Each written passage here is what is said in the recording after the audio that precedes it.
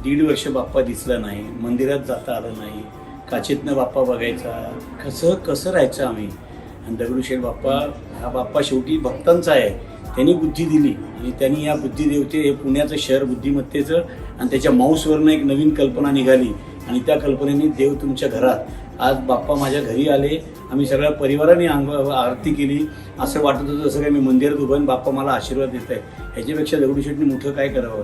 दगडूशेठ हलवाई गणपती श्रीमंत आहे, त्यांच्या मनाची श्रीमंती, त्यांच्या ते सगळ्याच गोष्टीत श्रीमंत आहे. अशा या दगडूशेठ हलवाई गणपतीने आज आमच्या घरात आले. हे पाठवणाऱ्या श्रीमंत दगडूशेठ हलवाई गणपती ट्रस्टचा मी अत्यंत अत्यंत आभारी आहे.